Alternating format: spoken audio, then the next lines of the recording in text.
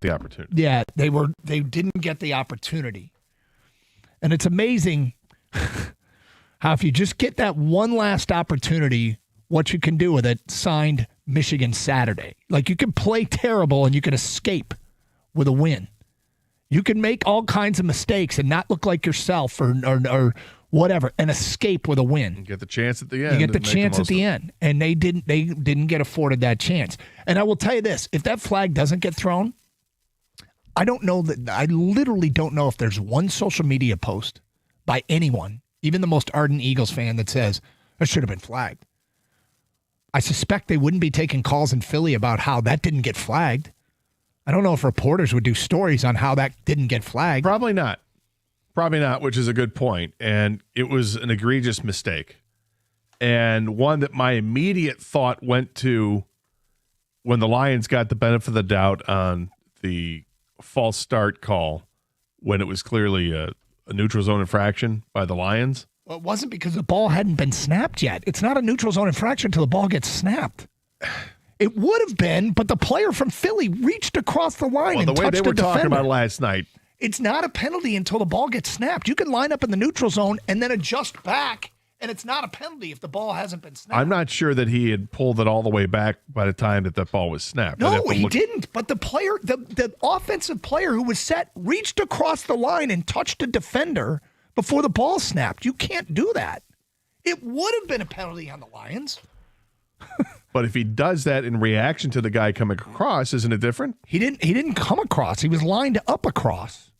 If somebody jumps into the neutral zone and you adjust, that's offsides. But if you line up in the neutral zone, that doesn't mean they can false start all they want. Yeah, that was a correct application of the rules. The guy from Philly didn't know the rules. He was trying to move the lion back to his side of the line of scrimmage, which you can't do it. On back and forth. Yeah. Well, sorry. Why am I yelling? I don't know. No idea why I feel. I'm sorry. You really. I I need to gear down a little bit. Did you miss me that much that you needed to get it all out? I did. Well, here's the thing, right? I'm yelling because I'm mad about the flag at the end of the game. It's a stupid flag. It shouldn't have been thrown. Yep. And, when Chris Collinsworth calls it right out immediately while he's watching the game, has the benefit of the replay. Didn't they even have the guy in the replay booth or the NFL guy who said the same thing? I don't think this is a penalty. Yep. And, of course, it was. And I agree with what Florio had to say afterwards. What good is having the pool reporter? Unless you can actually show on a tablet to the official that you're talking to what play you're talking about, right? But this is like right after the game this happens. Yep. It would be great if you could show them the replay and say, okay, this is what you're saying was restricting the arm to go up and catch the football? Is this what you're saying? This right here? Because you're watching it again. Are you sure you want to stay with that? Because I think that's how it should be addressed when you're talking with officials after the game. Be able to present them with video evidence that shows why you're asking the question, not just relying on what the conversation was on the field. Well, there you go.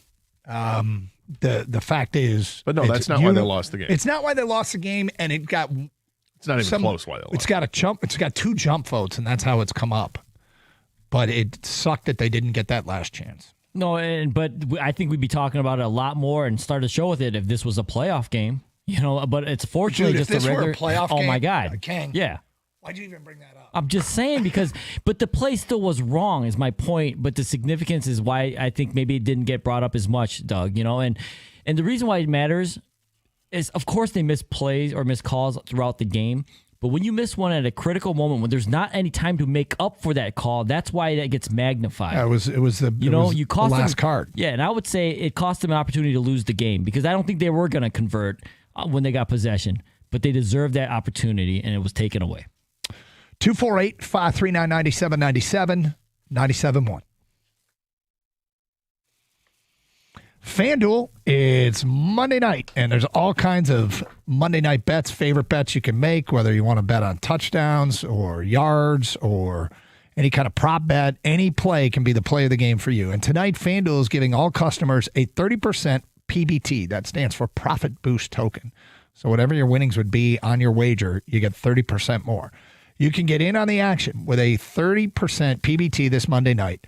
So when you're on the FanDuel app or website, make sure you look at the banners at the top, and you have to, claim your reward there. Once you do that, when you make your bet, and I think it's a $10 maximum bet, but there's a little toggle you got to switch. So make sure you do that. It'll show you. You got to toggle this over to get the 30% PBT. Once you got that, well, there you go. Your chance to score bigger with a correct pick on tonight's Monday night game. So visit FanDuel.com/Doug to bet on the game. Play your game with FanDuel, an official sports betting partner of the NFL. Must be 21 years of age or older and present in Michigan. The opt-in is required. Bonus issued is non-withdrawable profit boost tokens. Restrictions apply, including any token expiration and maximum wager amount. See terms at sportsbook.fanduel.com. Gambling problem? Call 1-800-GAMBLER.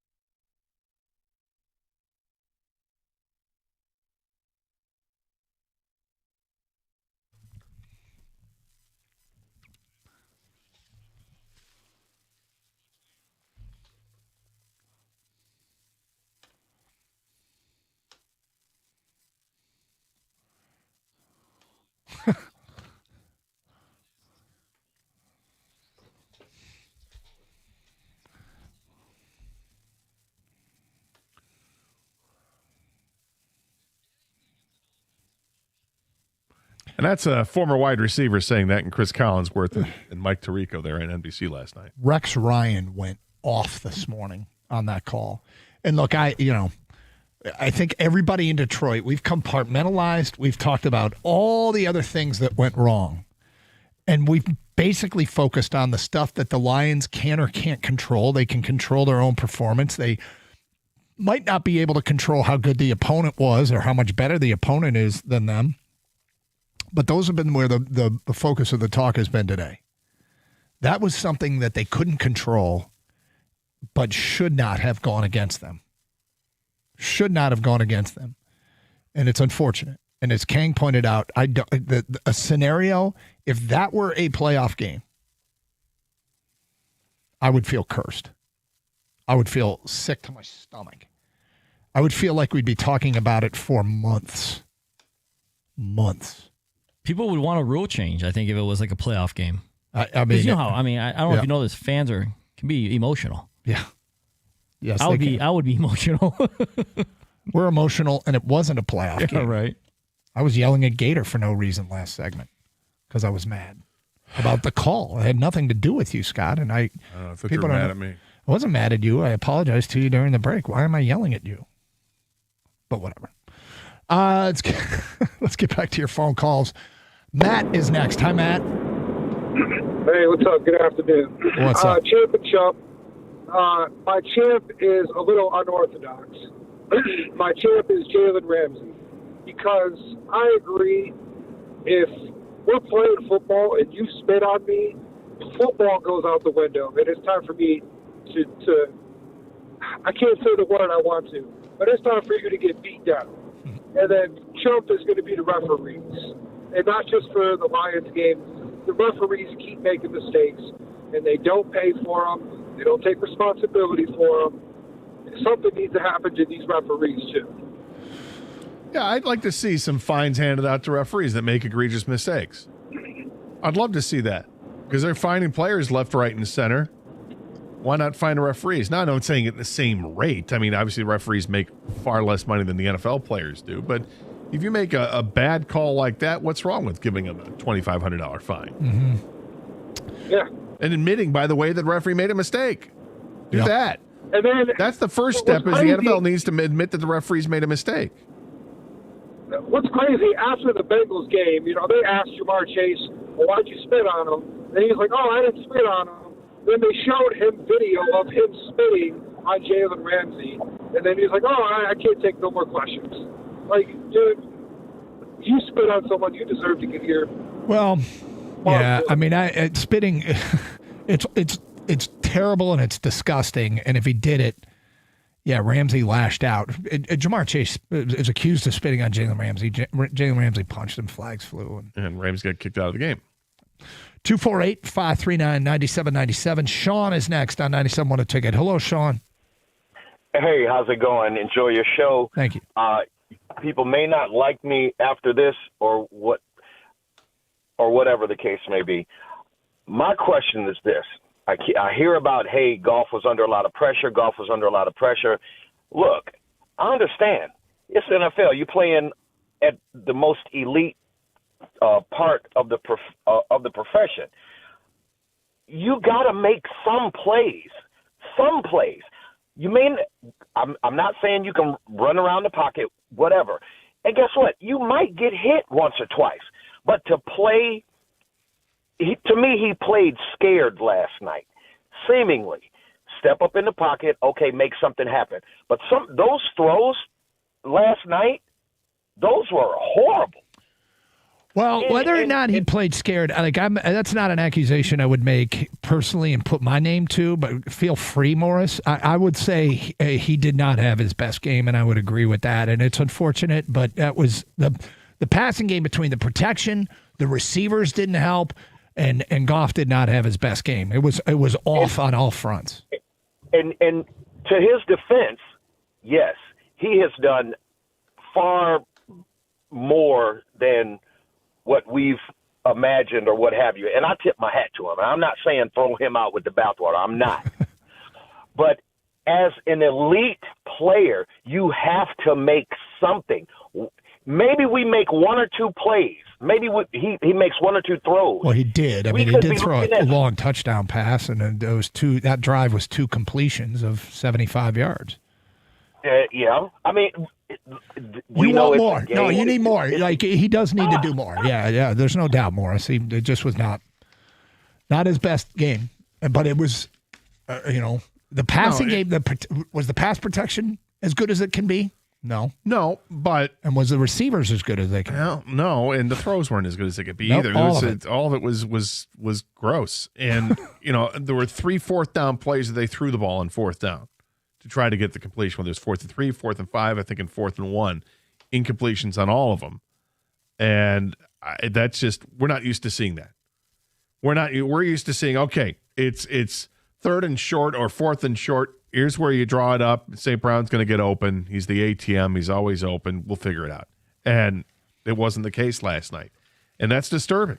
And I hope it's just a one-off trend from the game last night. But this is we've watched the last, several weeks, or even just say at times during the season. That's a safer way to say it. At times during the season, this doesn't look like it's the same connection that we've seen in the years past with Goff and St. Brown. St. Brown has dropped a couple of passes. Goff has misfired on a couple of those passes. And last night it was on full display when you go 2 for 12 in your targets to Amon-Ra St. Brown. Now, some of that, yes, the defense, the pass rush came in, absolutely. Others, just bad throws or, maybe not the best effort in trying to catch the football. But it's something that I feel like it's straightened out in practice, and because we've seen it happen too often in the past where that is the best connection in football. 97-1. Hey, is it time for you to get new garage doors? If it is, I got great news for you. A couple years ago when I had to get new garage doors, I called Precision Garage Door Service, and John and Jeff came out to the house. They walked me through the entire process, and we picked out all the different options that we had for garage doors, and I selected the perfect doors for my house, and I could not be happier. Here's what's great for you. Now, you might be able to get your new garage door installed in as little as 24 hours because they have a warehouse that's full of garage doors just waiting to be installed by their expert technicians. Precision's awesome. They offer same-day service. Emergency repairs are available. On weekends are available at no extra charge. And they offer the industry's leading warranty. It's called the Precision Promise. So if you need new garage doors or maybe just some repairs, give Precision a call today at 1-800-DOOR-REPAIR or schedule an appointment online at your convenience at precisiondoormi.com.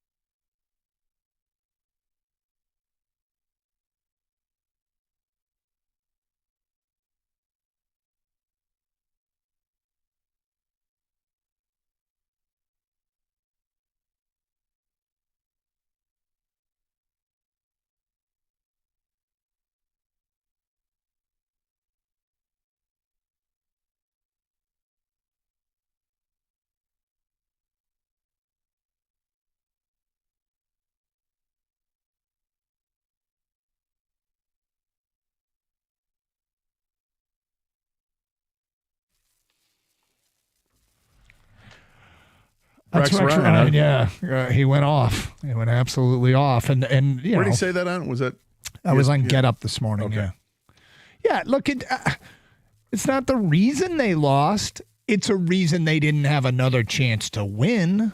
And anytime a team wins on their final possession, especially on a day where you don't play particularly great, you go, well, what if you never got that final possession? What would have happened? It's really unfortunate because the defense played so well. I mean, so well. You look at the numbers afterwards. Jalen Hurts was 14 out of 28 for 135 yards. You know, the longest pass play they had was a 34-yarder to Jahan Dotson. Outside of that was 17. One play to Dallas Goedert. Against Saquon Barkley, they held him in check for the most part.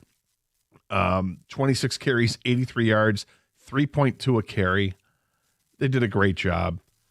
Jalen Hurts hurt them on, I think, 2 runs that he had, but otherwise 10 carries, 31 yards in the game. And the Lions defense came to play. They did a great job. On short fields, there were 3 times Philadelphia had the ball in the first half in Lions territory, starting their drives in Lions territory. 3 times. And they had 3 points out of it. Why? The interception, because it was, right off the bat to start the game for the Lions with their first drive. And Philadelphia went nowhere with it, but it was a short field goal. Let's get back to your phone calls. Morris is in Rochester Hills, and he is next on 97.1. Hello, Morris. Hey, how you doing, guys? Great show. Thank you. First of all, props. Lions defense, phenomenal. They did everything they had to do. A lot of props to that coach. But I just want to say, after watching last night, I've come to the conclusion that Dan Campbell and Goff are not Super Bowl guys. They're not going to get you to the Super Bowl. Dan, and I don't know. How much experience does Dan Campbell have in the past as an offensive coordinator? Not much. You guys know? Yeah, it's not much. Yeah. So now all of a sudden he takes over that play calling, which he's was taking over play calling. He's not a coordinator. Well, Morris, this is his offense that he put in years ago, and this is an offense that's averaged over 30 points a game since 2023. Correct. So I don't know if I'd be barking up the tree about him not being able to call plays. But I think he's stuck in his ways with these, to not kick that field goal. He's stuck in his ways. This is how we're going to do it. We're going to gamble on 4th down. I don't care where we're at. For him to go in the press guys and say, well, we could have been conservative. I could have changed things and all that. I just don't think he's a Super Bowl type coach. So there's no no shot. Goff is going to get you there. No shot. No shot. This regime can't get it done. This combination, you're done. I don't think so. I'm just convinced of that. Well, okay, Morris, you're out. You're officially out. Yep. Morris in Rochester Hills is out. Okay, there you go. I'm out. Yep. I misspoke. There were enjoy the rest of the NFL season. In the first half, the Eagles ended up actually with 6 points.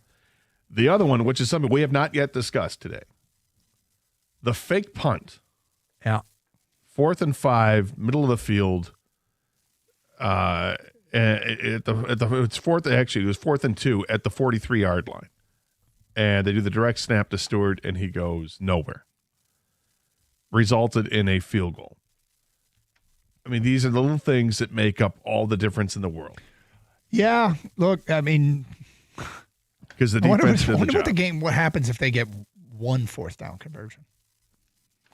Right. Well, yeah. Yeah, and which I'm sure is that's why Dan Campbell says we're this close, man, close, and we hit one of those plays, For the record, I don't think there's anything inherent about Goff, and there's I would not define them as no shot to get to and win a Super Bowl. No, I wouldn't say that either. I think that's. I wouldn't say that. I think about that's probably a gross overreaction, but hey, I hope that last night is. I'm not going to say a wake up call, but I hope it's something that gives Dan Campbell pause for next time these situations come up.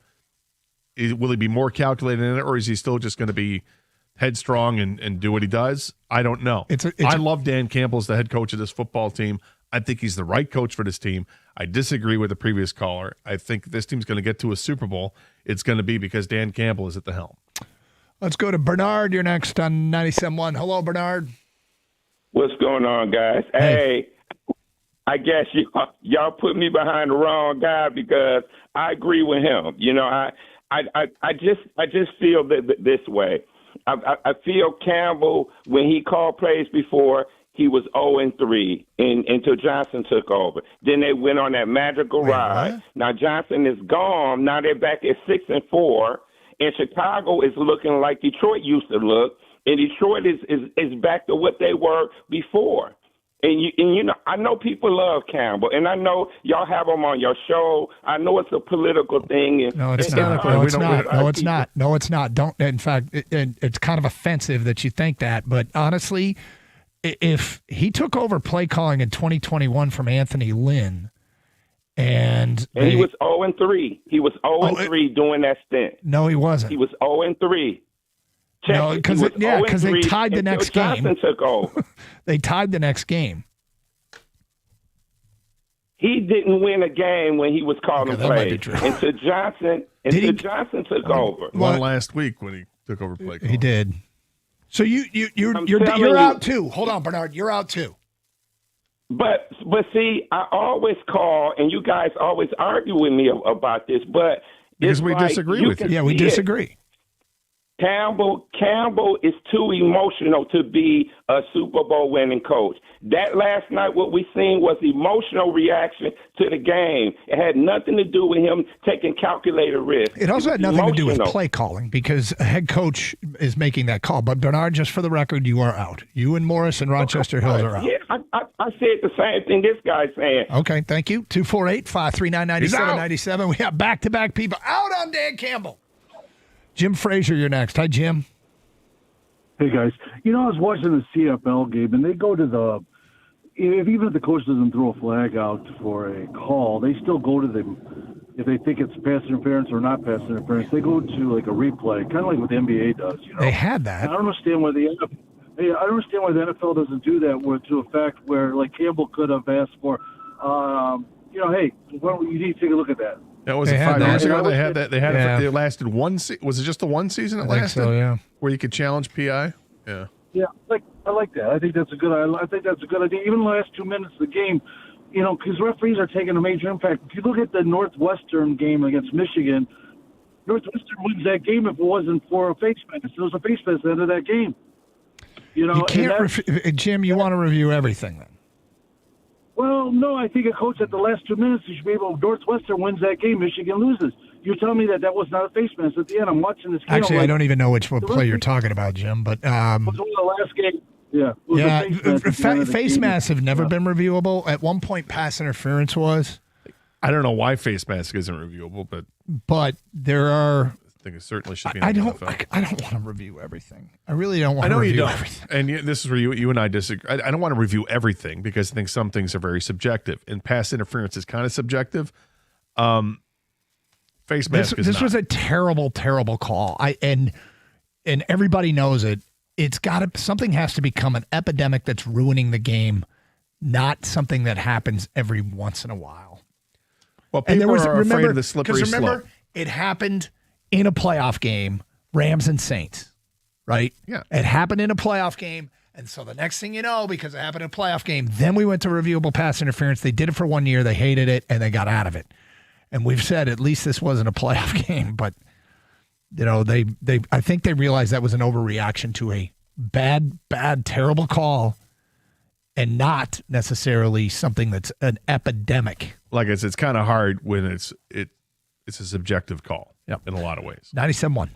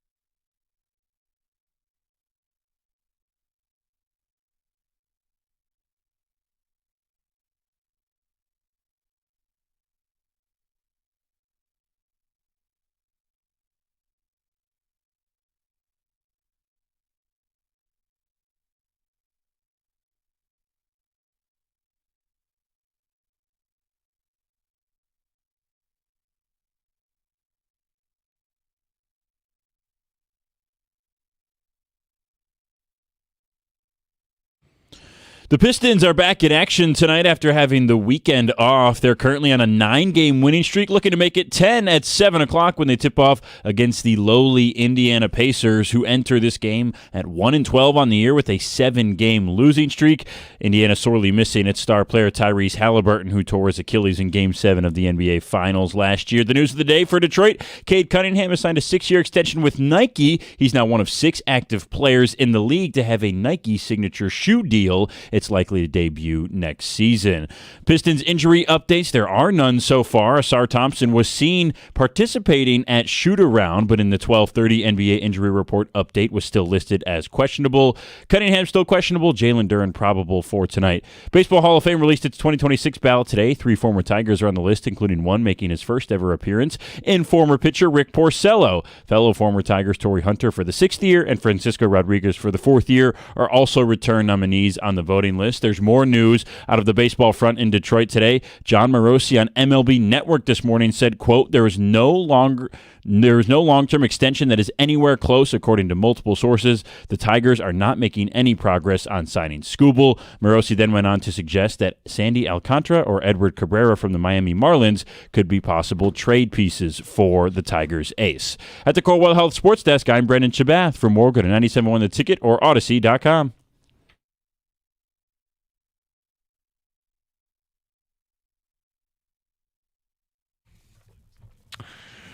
So in the last segment, we got 2 people that are out on Dan Campbell. Long-term, can't win it with him. And we got go to replay for pass interference. I do not want replay for pass interference. I do not want more replay. But do you? You kind of do. I don't. I go back and forth on pass interference. I'd rather see it if they're going to implement replay again for another play. It'd be for face mask for me. Hands to the face mask. Can you? For pass interference, I want replay assistance. I don't think you should be able to challenge it, but I think if it's clearly obvious the guys upstairs, you guys blew this, they can come quickly down. Yeah, come quick back. down. Hey, upon further review with replay assistance, that was not a pass interference.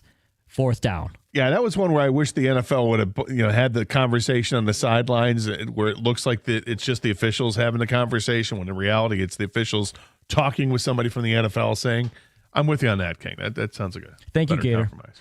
Compromise. I seek your approval. We have college football start times for the last Saturday of the regular season. Here we go. Now, what was already known here locally was Ohio State plays at Michigan at noon. Mm-hmm. That was locked up. Other noon starts. Iowa at Nebraska is the only other nooner that day. At 3:30, Penn State at Rutgers, Wisconsin at Minnesota, and at 7, Maryland at Michigan State at Ford Field. That's a night game, Saturday, 11:29. Northwestern plays at Illinois in a night game that day. UCLA and USC and Oregon and Washington have been designated as 6-day holds, so those games will be at either 3:30 or 7:30 to be determined. But locally here, Spartans in Maryland, that's a 7 o'clock start at Ford Field. For those who are thinking of going. I'm glad it's that way because I think everybody wants to watch Michigan, Ohio State.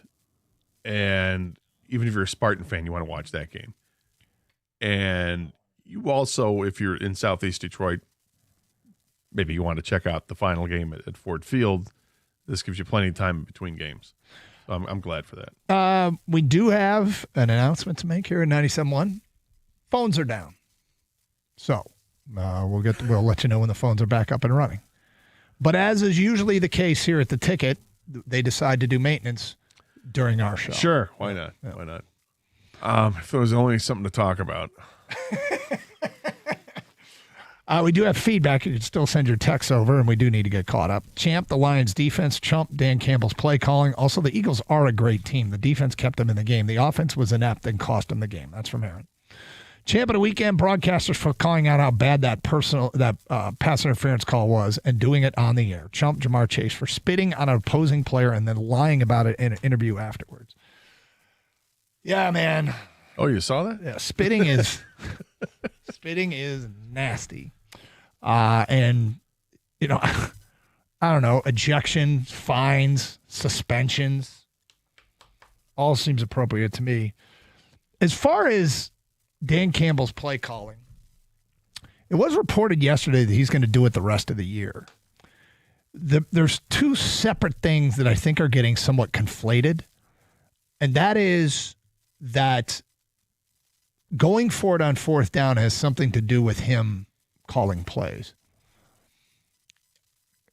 He always went for it on fourth down. He's just now responsible for the result of that fourth down.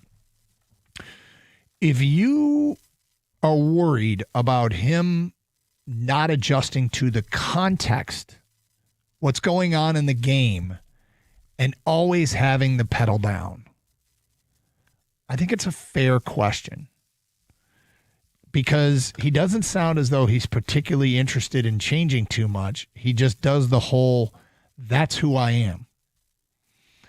And, you know, the weird thing is, people will say, oh, when it's going well, when he makes it, everybody loves it. But there's a reason why every coach doesn't do it. There was a stat last year, and I don't have the direct numbers in front of me, but the Lions had like more fourth down attempts by a factor of 2 than the second place team in the NFL. And again, don't quote me, but the Lions had gone for it on fourth down 50 times. The number 2 team in the NFL was close to 25 times. And the Lions' success rate on fourth down was way higher than anybody else's. So it was working, but you have to understand, with aggressive play calling, an aggressive strategy maybe is a better way to put it. With an aggressive strategy like that, it comes with a potential downside. And people will say eventually that'll come back to haunt you. Yesterday was a whole bunch of the eventuallys. Yesterday was eventually fourth down came back to haunt them. Yesterday was eventually Jamison Williams' immaturity could haunt them. Yesterday was the offensive line will haunt them. Yesterday was outdoor games for Jared Goff or bad weather games. Now, to be fair, it impacted Hurts too. He was well below his typical completion percentage. But, yeah, there was a bunch of eventuallys that reared their ugly head yesterday. And, you know, the question is, can they fix it? Can they fix it moving forward? I don't think, you know, Goff after the game said weather wasn't a factor. But both quarterbacks had their season low in completion percentage yesterday. Yeah, I mean, for Goff, it was really costly. Going into the game, I think he was around 74% completion percentage. After the game, now he's down to 69%. Mm-hmm. So that's a massive drop. That's what happens when you go 14 of 38. It was shocking to see the final numbers, 14 for 38. That is nowhere near what you expect from Jared Goff. Even whether there's pressure or not, you don't expect to see a completion percentage below 50%, let alone that far below 50%. Yep. And, you know, it's funny because somebody called up earlier and said at bad weather games, we can't find a bad weather metric. We did find his completion percentage in a dome this year is 69.42%. His completion percentage outdoors is 69.84%. It's slightly better. Despite having that awful game. Despite having the awful game last night, and that stats do include last night's game. He's got 11 touchdowns to 2 interceptions outdoors, 10 touchdowns to 2 interceptions indoors. Not a good game, though. Not a good game on a lot of fronts. And windows open up sometimes and reveal who you actually are. I don't know that this was definitive. They've got no shot. But I think about, do I expect them to win the next 3 games? Okay? Moving forward. Do I expect them to beat the Giants? Yeah. Do I expect them to beat Green Bay at home on Thanksgiving Day? Yeah. And do I expect them to beat Dallas the following Thursday? Yeah. And then they get more time off.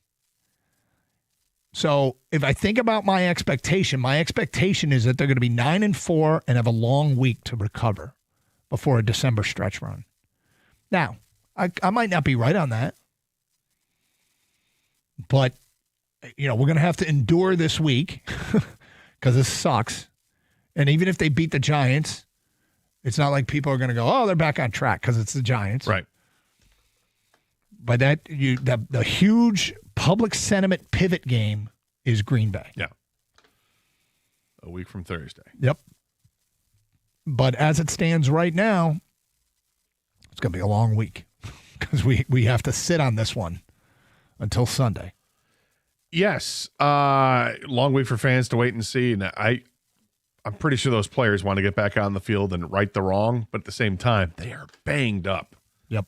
And that offensive line needs time to heal up to get ready for short week after the game against the Giants. That's why I think it's very important to get guys healthier. If Miles Frazier can contribute in any way to be part of this roster moving forward for the rest of the season, hopefully that helps a little bit. You know, it's even guys that are backups that were banged up. I think Dan Skipper's been banged up too.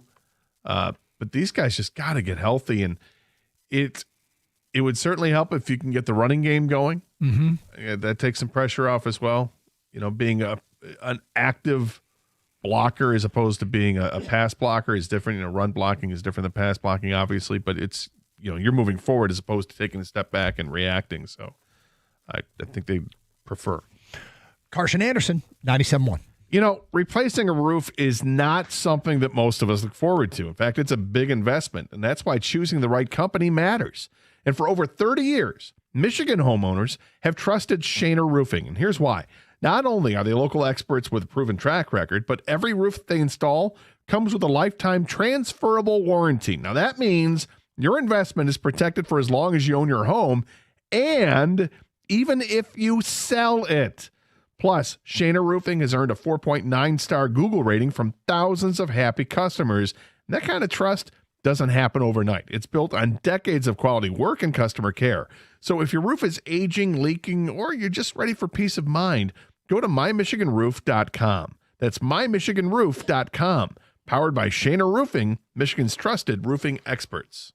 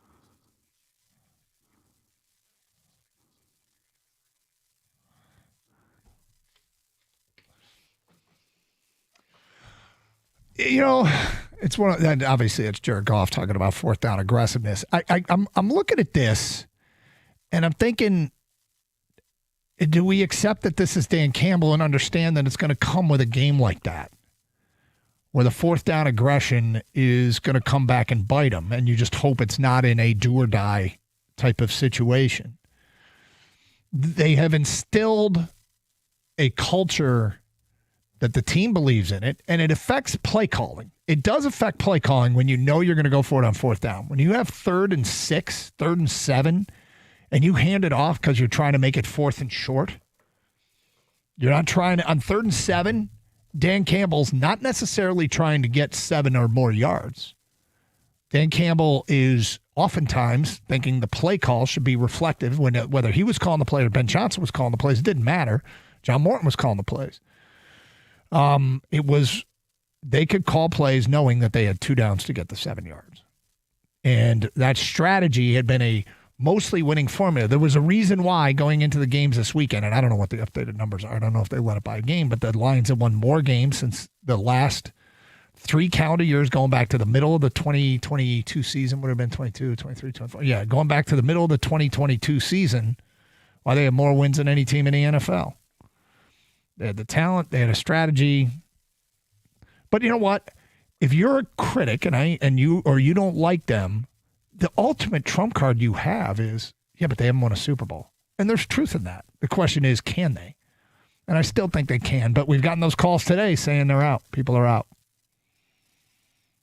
And that's too bad. I'm sorry you feel that way. I think it's going to be a bit of a bummer for you.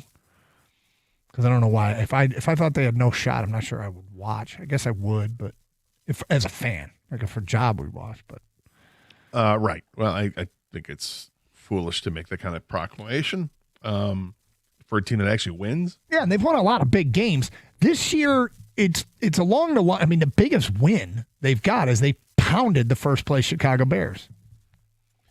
Yeah, I don't understand that mentality. It's not like this is a middling team. It's a team that went to the NFC Championship game, had a 17-point lead at halftime. Yeah. They won 15 games the following season. We know about the injuries and everything that happened last year. And now this year they're dealing with injuries again, but hopefully they get to the postseason. And if they're healthy in the postseason, I still love their chances. Well, people could argue that the fourth down call in the NFC Championship game, that one of those cost them. I mean, going for it instead of kicking a field goal. Or attempting a field goal, because kicking a field goal and attempting a field goal are 2 different things. That would have been a well beyond, was it 45 or 47, something like that. Yeah. But they called the right play. It was there, and there was a drop pass that you don't expect the pass to be dropped. So, right call. There's wrong execution. Yeah, I mean, but we don't have to litigate what happened in the handful of plays back in the NFC Championship game, and just pointing out that they actually did get there.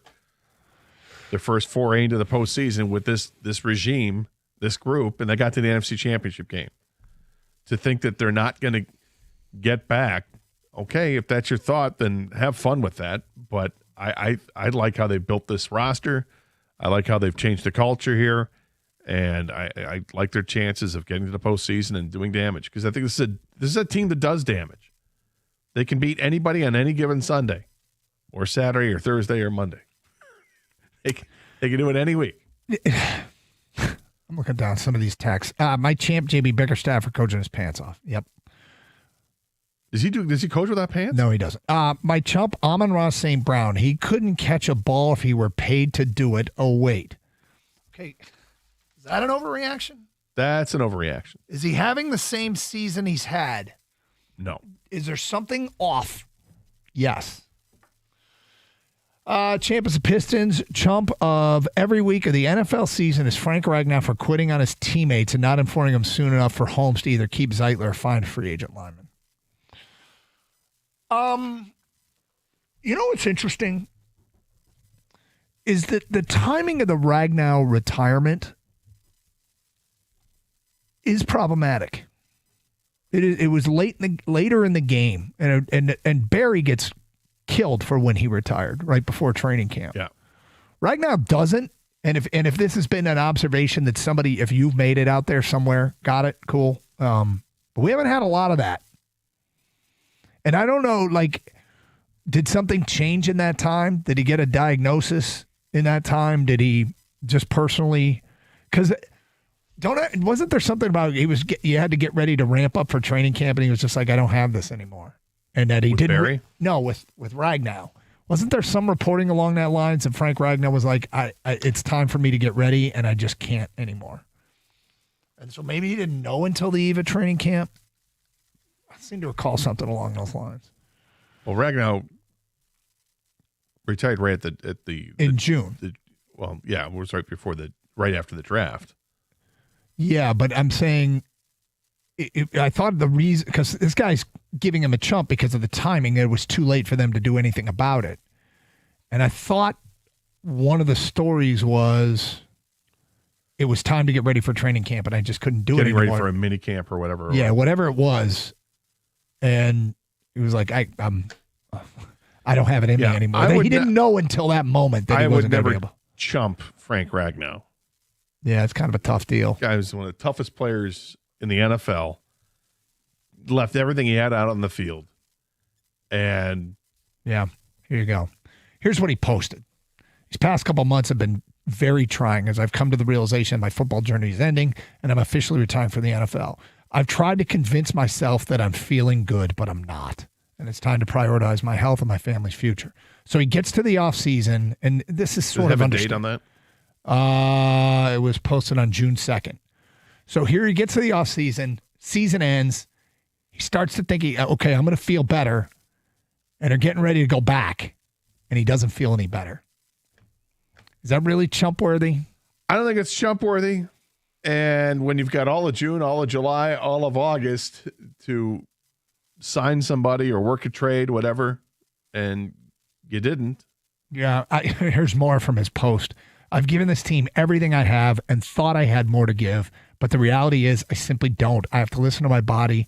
It's been one of the hardest decisions of my life. Like, is that fair? I don't think this is. No, really I think it's fair, horribly unfair. Off. Yeah, I think it's horribly unfair to a guy who is nobody ever questioned his toughness. Yep, ever. Like until he retired. Right, until he retires. He plays through everything during the season. He tried to play through everything. There were some games he had to miss because it was too much. But the guy was playing through injuries. And he didn't. The last several years of his career. He didn't respond in the offseason the way he hoped. And it sucks that it didn't really fit a better timeline for the Lions. But, you know, you recharge the batteries in the offseason. I guess his batteries weren't being recharged. 248-539-9797. Champ, the Pistons playing good and looking good. Chump, Michigan State. We are, well, I'm not going to read what you say they are, but they've, yeah, I don't like that verbiage, but yeah. Uncensored. Hunter on a sell. Chump, Jared Goff for wearing the glove on the throwing hand clearly affected his throws. Champ, Josh Allen, 3 rushing TDs, 3 passing TDs in one game. So the glove thing, he said he wore it in warm-ups, and it was fine. But don't you think he would have took it off? It was it wasn't a game-long commitment. Clearly it affected him. Did it? I mean, the only way you can say clearly is that I would give an inch of concession to is, well, in normal conditions, you don't wear a glove. So why, if the glove didn't matter, then you can wear it. Didn't Hurts have a glove on too? I believe so, yeah. 2 of them. I mean, they both had the worst completion percentage of their season last night. Was it because they were wearing gloves, or was it because it was a terrible night to have to try and throw the football? I think the line would have protected better if he wasn't wearing gloves. 248-539-9797. For ticket texts, our phones are down here on 97.1. Champ, the Pistons. Chump, Campbell. Horrible decisions last night.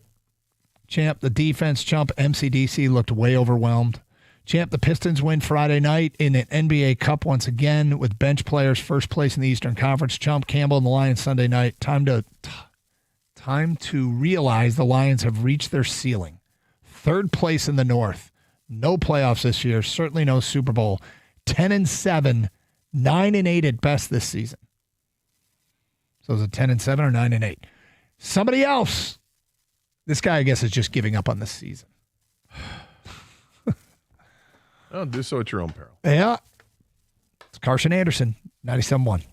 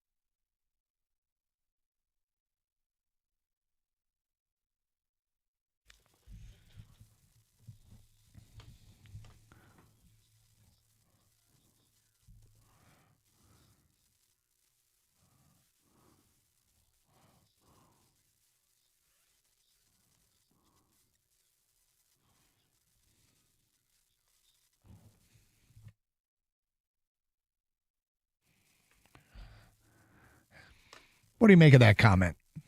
This could be the best thing that happens for us. I think we're going to hit our stride while other teams are hitting adversity. Is that wishful thinking, or does this guy know what he's doing? I think he knows what he's doing, but I also think making a statement like that is part of knowing what he's doing. It's trying to instill confidence, and it's a lot of this, I think, is coach speak in front of cameras and microphones. But that being said, I think there are positives that come out of the loss last night. The defense, the way they played against that offense, was a real positive for the Lions. Philadelphia went 1 for 6 on the tush push. Let me restate that. Philadelphia was 1 for 6 on the tush push. It was really actually pretty damn gratifying. Yeah. So I give kudos to the defense. They did a great job last night and kept this team in. It gave them a chance to win, and not an easy thing to do when you're working with short fields as a defense. Philadelphia had 3 drives that started in Lions territory in the first half, resulted in 6 points. One a really short field goal, and the other one, they had to drive a little bit to get there. They had 27 yards on the drive to get the field goal. But, when you're starting in the territory, you should get points. Lions weren't able to get that play. They weren't able to convert the 4th down play, which is completely new to this team and this fan base. We're used to seeing the Lions convert at a pretty good clip the 4th down plays, and they did not.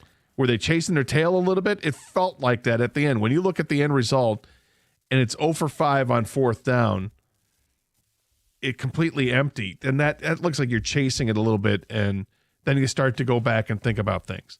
And I would imagine that there was a discussion before the game when you knew how bad the weather was going to be in terms of the wind. It was cold as whatever, but it was windy and it was going to affect kicking. And if you know that going into it, then maybe do you start to think about a game of field position? And then when you see how well your defense is playing, do you start thinking of maybe we need to have a game of field position? I need to punt here, get the football back with a fresh set of downs around the same spot because the defense can stop them. Exactly. Try to pin them deep, and if they get that stop, then maybe you're the team that starts in plus territory. If it's hard for us to throw, it's hard for them to throw too. So I'm doing a decent job against Saquon here. And as much as I think last night's game is mostly on Dan Campbell because of those decisions, because he didn't do the field position game, I don't think that that's something that you have to look at every week and say, well, you can't gamble on 4th down. I think everything is situational and circumstantial. And last night's circumstances was the perfect storm for them to say, let's punt, and they didn't.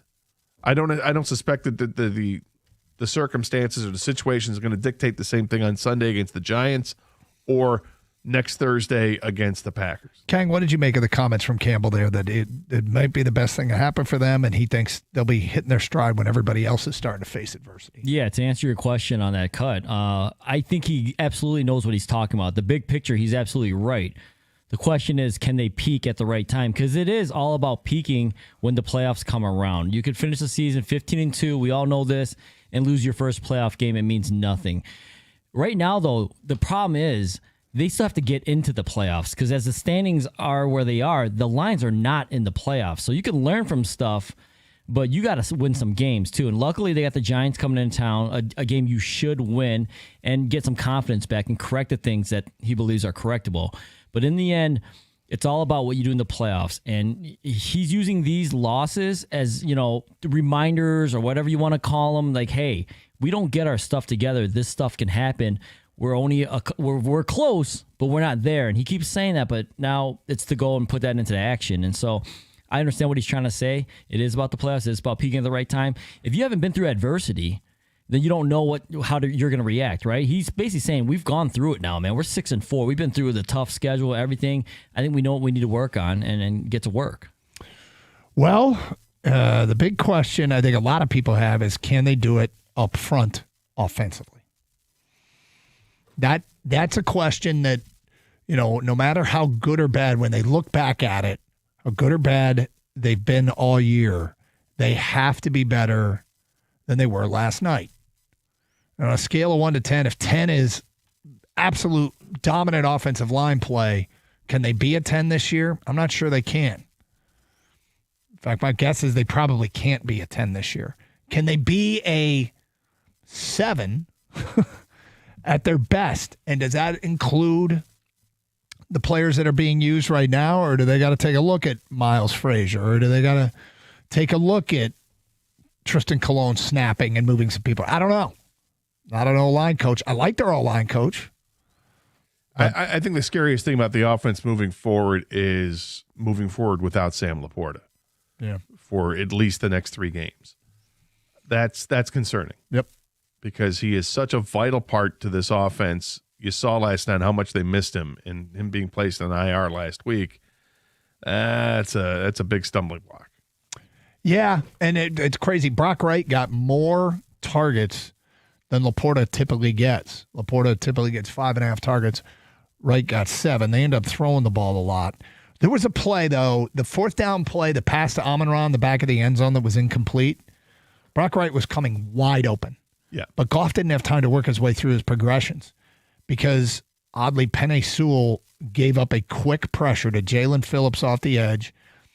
Sewell's really good, but Phillips got him on that play, and Goff, I think, just threw it to his best receiver where his number 1 option was supposed to be and hope he could make a play on it because he didn't have time. No, and as he's getting ready to throw it, that's when Brock Wright got open. So that play needs just a little bit of time to develop to get him to be there. But he was painfully open.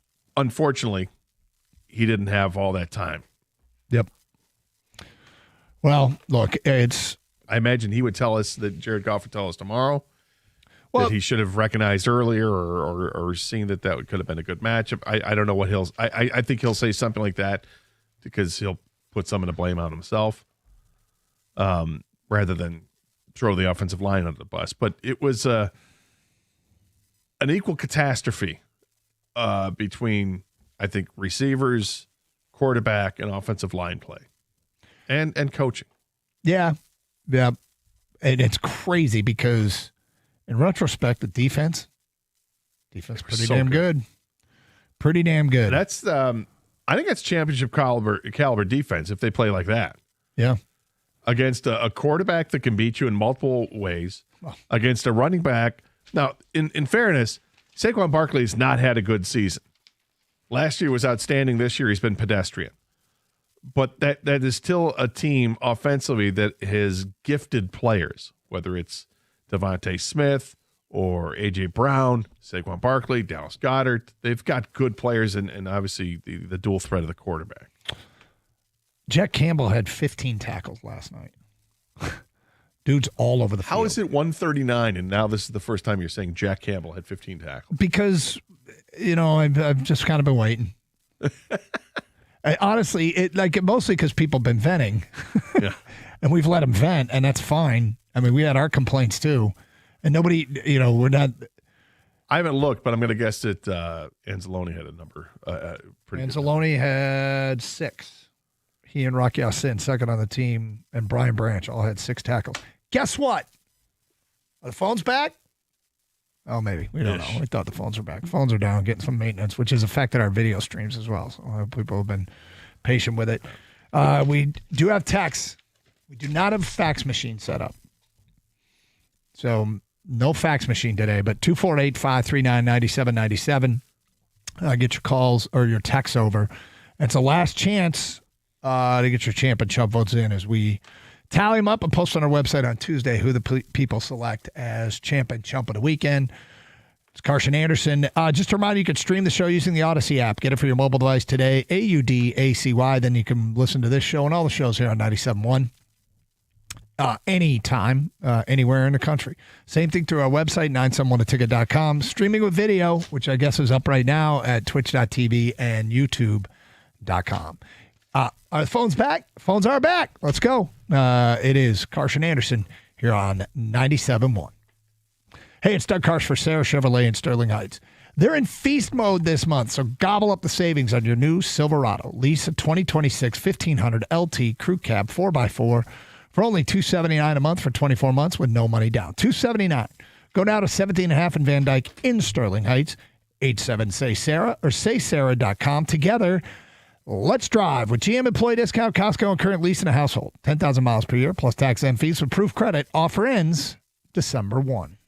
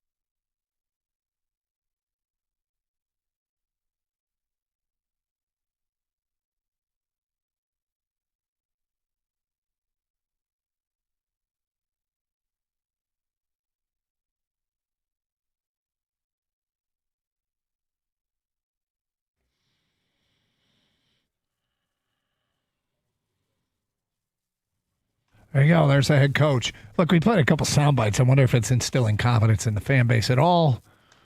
I sense probably not. 248-539-9797. Phones are back. Yeah. James, you're next on 97.1. Hi, James. Yeah, how you doing? Okay. Yeah, I'm just kind of a little bit confused here. Why are we talking about how good they did when they lost? I mean, if we're going to look at it from that angle, then Philadelphia is just another Super Bowl winner again. I mean, because they Well, give us an example. I'm sorry. What did you take issue with what was said? I mean, you guys are talking about how good the defense did. Yeah. I mean, if you're looking to take that angle, then how good did the Philadelphia Eagles defense play? We didn't even score 10 points. Yeah, they Very played good. really well. Yeah. In fact, if you listen to the first 3 hours of the show, he's spent plenty of time lamenting the offense, and I do think it's fair to say the defense played really well. James, do you think the defense played well? I mean, considering what they were up against, yeah, because of what Dan Campbell put them in. But Dan Campbell's talking about it's 2 or 3 plays. I mean, 2 or 3 plays, yeah. I mean, but that makes or breaks a game. That wasn't the only thing Campbell said. It's more than 2 or 3 plays. I mean, it's 2 or 3 fourth down decisions that should have not been made. I mean, then J-Mo is in the end zone celebrating. This guy just signed a monster contract and can't even muster a 100-yard game. And he has the audacity to showboat and cost us. Well, that was not a good moment, no. And in fairness, he just came off a 100-yard game and has actually 2 this year. And in this game, he had 88 and a touchdown. Why are you guys talking about how the defense played well? Do you think the defense played well? Yeah. There's plenty of bitching going on today, but it's not about the defense. Kevin in Clinton Township. Hello, Kevin. Hey, guys. Thanks for taking my call. Sure. I'm trying to figure out, my champ and chump. So my champ is the Detroit Lions defense. Good job yesterday. And my chump is the Detroit Lions. And I say that because I'm in a quandary here of it seems like this year is a tale of 2 teams. And I'm trying to figure out, are we like team that lost to Green Bay, lost to the Chiefs, and lost yesterday? Or are we the team that then came back the following week and scored 52 and 44 in week 9? You know, it's like it's one or the other. Yeah, I think if you look at the teams that are doing well this year, the Lions are 1-3, I believe, in those games. We'll see what Baltimore is when it's all said and done. But if and Cincinnati seemed like such a huge game, and then Burrow got hurt. But they've pounded the Bears. The other 3 games are all against teams that are considered contenders. They were all on the road, and they lost them all. And now they got a contender coming in Green Bay in a couple weeks. They got to take care of the Giants. But unfortunately, what it doesn't look like they're going to have home field throughout the postseason this year. And with that, in knowing that means they're going to have to find a way to win some of these tough road games. They'll have a chance to prove it at Chicago. They got to go to Chicago, and they got to go to L.A. and beat the Rams. If they do either of those things, they'll at least know that they can go on the road and win a big game. But, I don't think they're defined yet. And I think they're still a work in progress. And, we'll see what comes out of it, Ken. But, who are they? I'm not sure. I don't think they're a team without a chance. 3 years ago, looked, I can't believe we were, 1 quarter away from going to the Super Bowl, and it's kind of funny how it seems like the last couple of years we've been getting farther and farther away. And I'd hate to think that was our best chance, but it's kind of seeming that way. And here we are in year 4, and we seem to be getting farther away from the Super Bowl and closer. Yeah, well, see, we knew people like this Lions team a lot going into the year and still predict them to lose 4, 5, and 6 games based on the schedule. And because of that, to get to 4, 5, and 6, Vegas over-under, wasn't Vegas' over-under 11.5? Was it 11.5? I think it was. 10.5, I think. 10.5? So that means they got to lose 6 or 7 games to get there. Like, that was the expectation for this team. And it wasn't because they sucked. It was because this is going to be a brutal slate. The first place schedule gives you 3 extra first place teams on the schedule. And the divisions they played, AFC West and NFC East, seem pretty tough. What's the biggest impediment for the Lions in getting to a Super Bowl? Right now? Yeah. I would say winning a January game on the road. Okay, what about the team specifically? Is there an area Philly? of concern? Oh, you mean but this group? Yeah. Interior of the offensive line. Okay. Could they get Mahogany back? Yeah. Could Frazier get worked into this? Yeah, maybe. I'm not sure if the offensive line can be a bunch better. No, I'm not sure they can either, but the defense is better.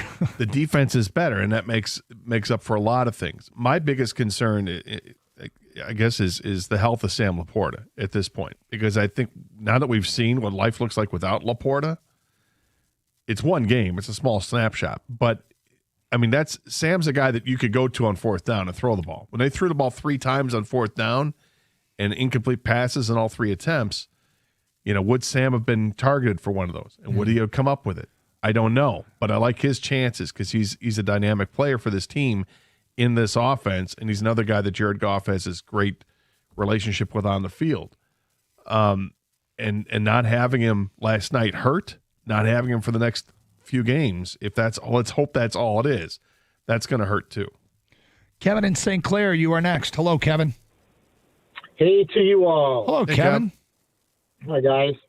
My champ, I'm going to make it simple and just go with the Patriots. They've really turned it around, and Vrabel's doing a awesome job. My chump comes down to a bunch of choices. The NFL, the Lions for never complaining about the officiating, J-Mo, and Dan Campbell, and I'm going to go with Dan Campbell. I just don't see them going to the championship with him as coach. You're done, huh? Coach, I just don't think he's a good game manager, and he gets stuck on his way of doing things. He's done it in the past. He's doing it still. Do you think it's been – I mean, last night was – I agree. I think last night was a mistake, and I think that might just be a circumstance or a situation based on that game alone. By and large, him gambling as much as he has been a big plus for this team. Last night it wasn't. Do you think you're being a little punitive because of what your eyes just saw? No, because Jared Goff has proven that he's not – I'm not saying he stinks, but he's not that great when he's outside and the weather's bad. Well, and I don't think Dan Campbell coached to that. So, and then when you got a chance to hear me out, when you got a chance to flip the field in tough conditions, and your defense is playing that great. Yes, and how many times do you expect that circumstance to come up again? I agree. That was my big complaint about last night. Is that I think it should have been more aware of that, and that they should have played the field position game, because the circumstances last night dictated to me that that's what you should have done. But I don't know how many times those circumstances are going to come up. Now, they could very well come up in the playoffs if you're not hosting playoff games, and right now it doesn't look like the Lions are going to be hosting playoff games. But if they have to play on the road, dare I say in Chicago or in Philadelphia, I'm rooting for the Rams. right. Yeah, Rams or Tampa. Maybe Carolina sneaks up in there. I don't. But yeah, there will be games I'll get nervous about if they play on the road. Let's be clear too. Yesterday was a prime example. Like, it's not unique to Goff. In bad weather, 25-mile-an-hour winds, you know who struggles to be their normal selves? Everybody. Yeah. Jalen Hurts had his lowest completion percentage of the season. So did Jared Goff. I haven't found a bad weather metric, but outdoors, his completion percentage is better than it was indoors now, even after last night's game. But, I do have the same questions. Can they win on the road in January? Well, they can't. They can't if they play like they did last night. What is fixable? What is fixable with this team to try and make them a tougher out? And let's be clear here. They were a tough out yesterday, but what is fixable to make them a better chance to go into a place like Philly and win come January? But that's another caller who's out. He's out on Dan Campbell. It's an overreaction Monday. It is I'm surprised at how many. I guess I shouldn't be. We bring in Rico Beard, who is on deck. Hello, sir. Gentlemen. How are you? What's going on? Rico? How was Wrigley? I enjoyed it way more than I expected I would. It was really cool. You know, Gator, I get tickled when I turn on the radio and there's Doug and John doing the game. It's always kind of cool to hear. Like we know a celebrity. Is that what it is? That the line that got crossed? Is getting to do that? It is fun, and I will tell you, even somebody out in California and Brian Stevens reached out and was like, "That's our guy, Dougie Fresh." Really? Yes. How's Brian doing? He's good. The King, as he was known back in the day. And it wasn't because he was popular with us. No. No. So what do you guys got playing? Who's coming to up blame? next? Who's to blame? And what does this loss at Philly really mean to this team? Have a great show. Stay safe, everyone. Treat each other with respect. 97.1.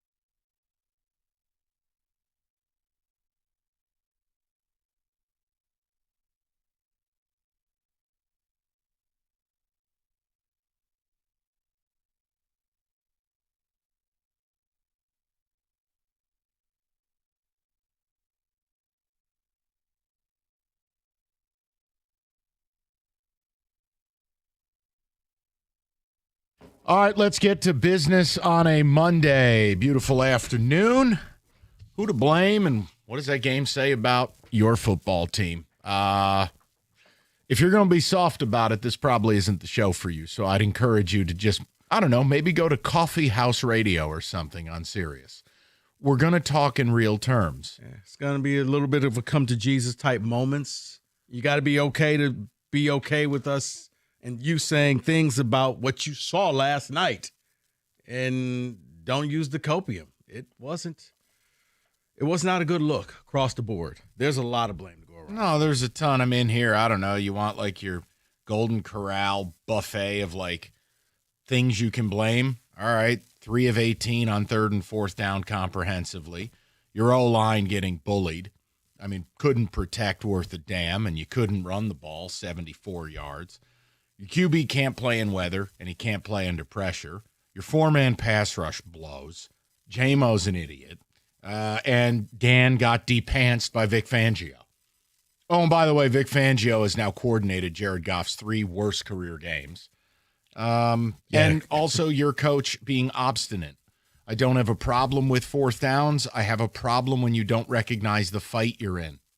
Like, it's 6-6. This isn't going to be a barn burner. The points mattered. You could have just taken some points somewhere and altered the game in a big way. I don't want to hear about this is who we are. Stop. No, because he literally lived up to his name, Dan Gambler. Dan. The big payoff, the jackpot, it wasn't there last night. Take the little wins. Take the field goals. You left 7 points on the field. Shockingly, that would have been enough to tie the game. And it's an entirely different ball game.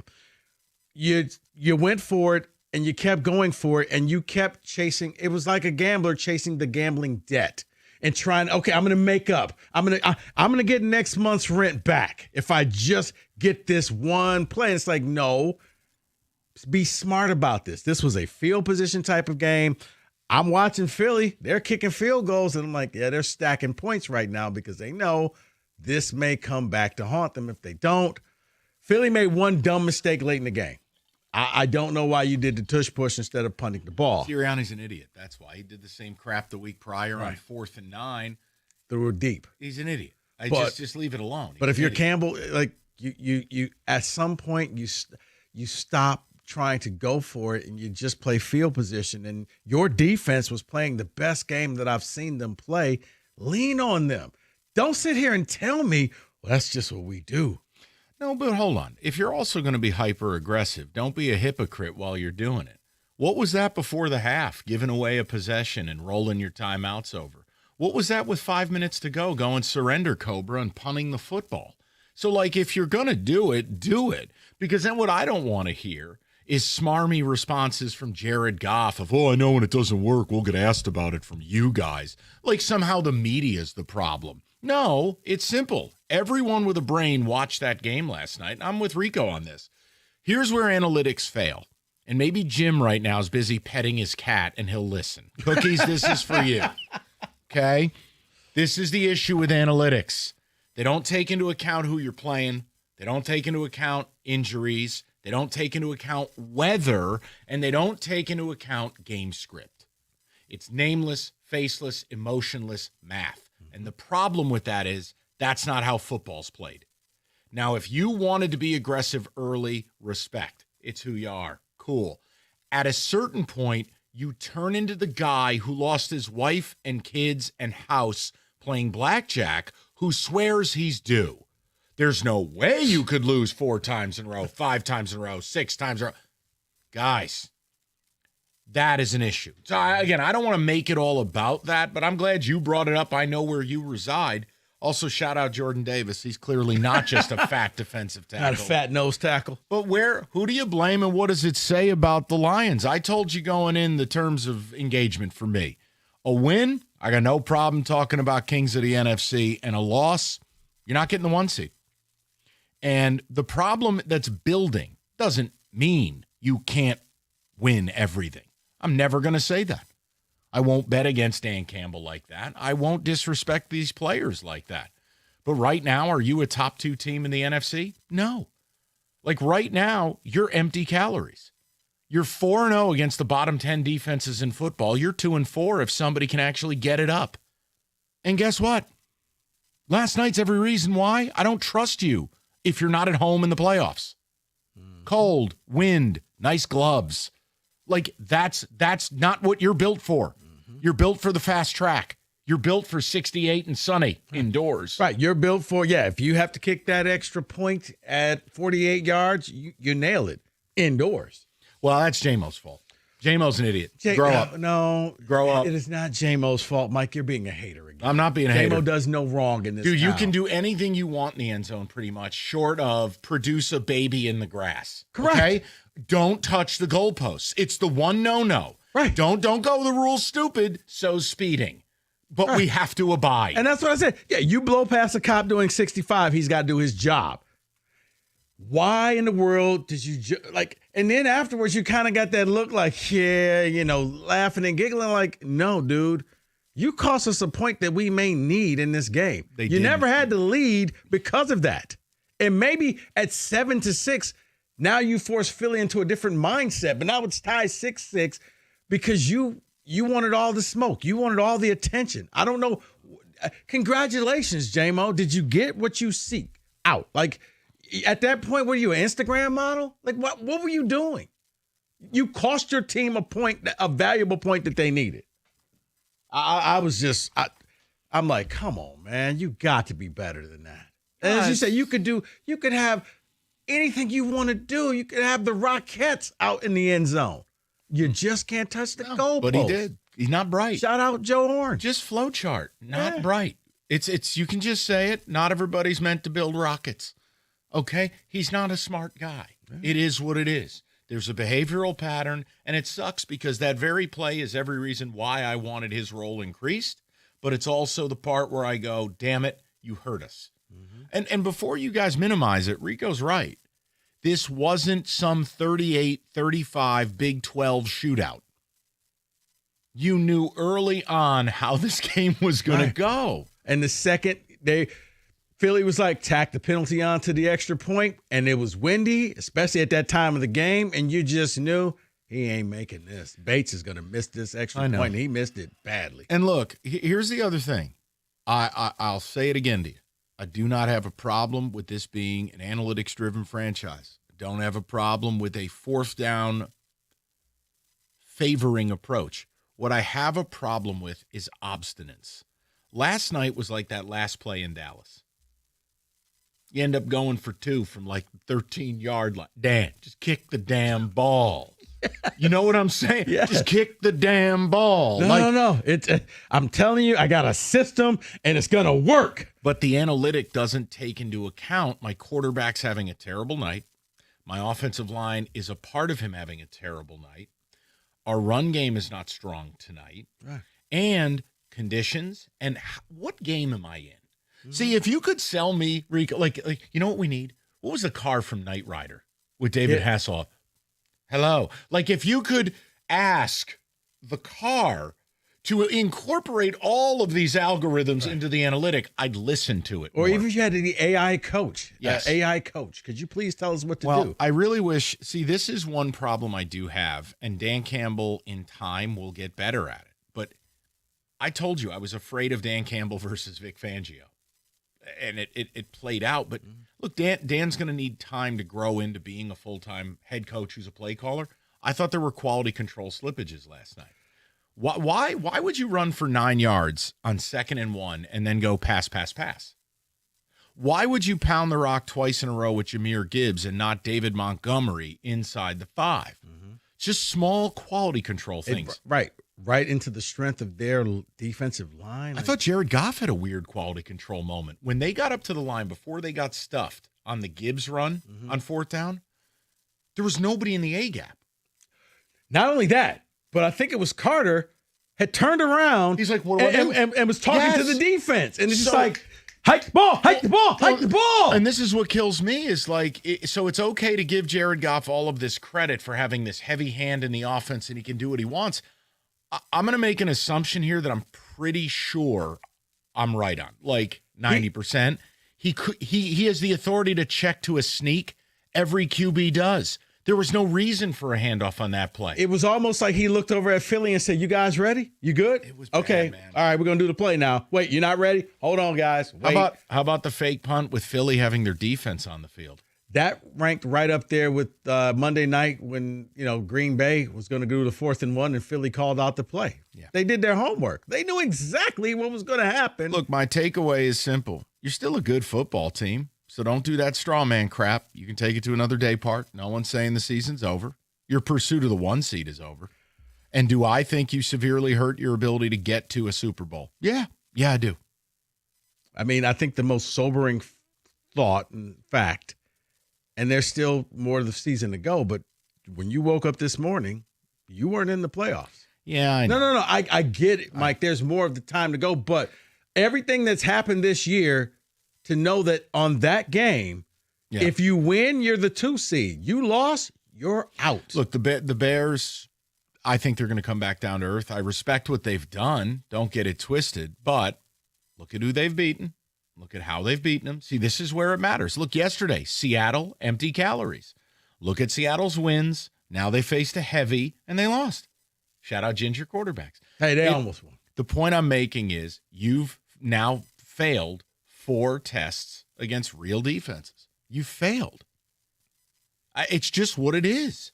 So if you end up 11-6, but you lost to every real defense you played, how is that any different than Notre Dame going 9-3, but you'll lose to the best 3 teams you faced? What are you?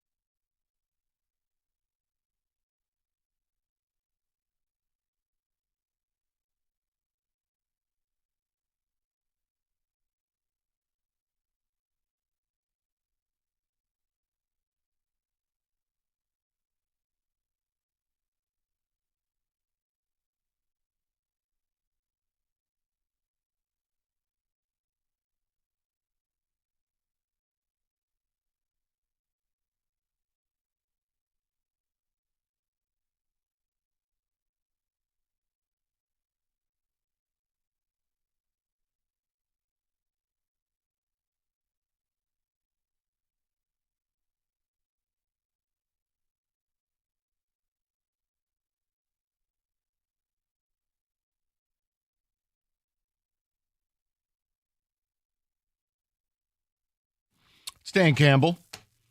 And I agree with a lot of what he's saying. I'm not writing the team off, and I'm not saying they can or it's impossible. But no, they hurt themselves. And there is a developing trend here where they just might not be Super Bowl good. Doesn't mean they can't get it done. Plenty of teams who don't look Super Bowl good end up in the Super Bowl. They just don't look good because your 4 losses are against 4 teams that have an actual defense, and you haven't handled it, and primarily it's your offensive line. The offensive line's not good enough. It's a beginning, middle, and end for me. They're just not good enough.